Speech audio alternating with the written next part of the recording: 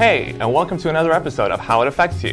Today, me and my co-anchors Ellen and Naomi will take a closer look at the environmental protection. We're here at Santa Monica College. Now let's go see what the students here have to say about the Environmental Protection Agency.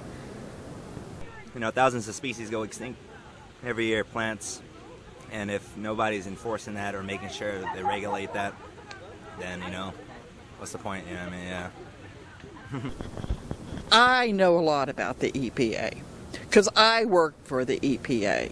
And no, they're not necessary. They're just a bunch of bureaucrats. It's all a big joke, in my opinion. It's, you know, there's no need for the EPA. The people know what's good for them. They don't need another bureaucrat to tell them a bunch of nonsense about what's going on. They can look, they can see what's happening. If it were harmful, people would be dropping dead. I don't see people dropping dead. Do you? And then what's the most important environmental issue to you personally? I'd have to agree with my friend Josh on water pollution.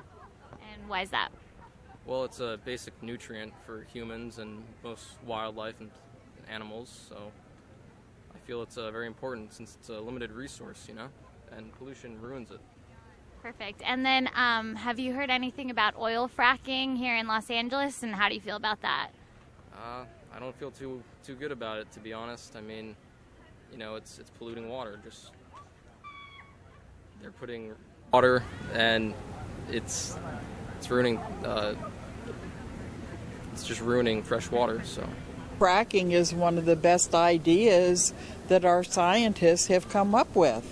Just think of what our energy bills would be if fracking didn't exist. Now, I'm sure if there was a problem with fracking, our government wouldn't allow it. They're not going to do anything to hurt us. I mean, come on now. Our scientists know better. Why would they do it if it's going to harm the environment? It's nonsense. That's all it is. It's just plain nonsense. We cannot let go that we have global warming, and we have to make sure that we're doing all we can to try and make this a better planet, for sure. On the other hand, we can create green jobs. So you can do two things at the same time. They don't have to be completely exclusive. So my vote is you do both at the same time. Okay, now let's hear from my co-hosts. Ellen, what do you think about that? Well, Damon, I know that the environment is getting a lot of attention all over the world right now. And I think that sometimes people forget that if we shut down coal mines, we stop using coal and fossil fuels, a lot of people are going to lose their jobs. And what's going to happen to those families? How are they going to make it? Okay. So Naomi, do you have anything you would like to add to that? Then, you know, statistics come up that we have the climate changing because humans don't take better care of our Earth. The environment, it's about us. It's about everybody, about me, about Damon, about Ellen, about kids, teenagers, grown-up, elderly. So if everybody stand up together and say, I will do something, we can have a safe place to live. Okay, well thank you. I have some very interesting opinions there. But before we move on and move out of time, I'd like to move on to the Tech Beat, where we take a closer look at some of the interesting technological aspects that relate to our topic.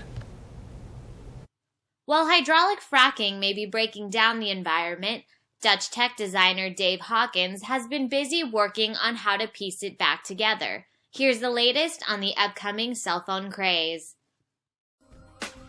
Every day we throw away millions of electronic devices because they get old and become worn out. But usually it's only one of the components that causes the problem. The rest of the device works fine but is needlessly thrown away. Simply because electronic devices are not designed to last. This makes electronic waste one of the fastest growing waste streams in the world, and our phone is one of the biggest causes. So this is a new kind of phone. It's made of blocks, detachable blocks. They are all connected to the base, and the base connects everything together. Electrical signals are transferred through the pins, and two small screws lock everything in place.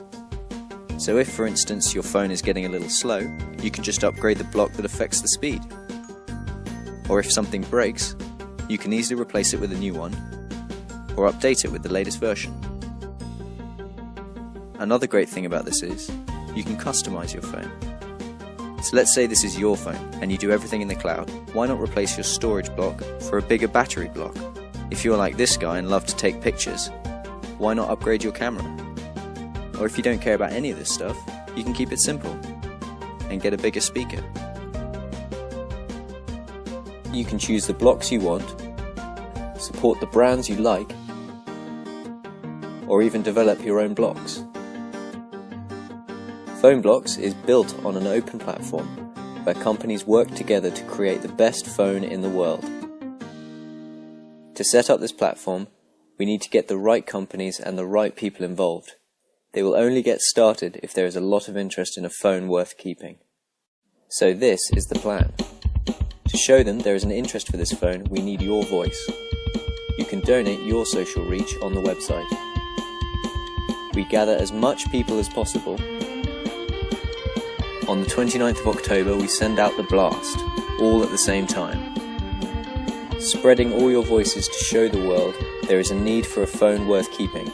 The more people involved, the bigger the impact. Please visit phoneblocks.com to raise your voice and spread the word. Despite their high hopes, Hawkins says the biggest challenge in the Motorola PhoneBlocks partnership will be to actually make the phone work. But by this time next year, maybe you and I will have an eco-friendly cell phone on our holiday wish list. This has been Lindsay Polaris with the Tech Beat. Now back to you.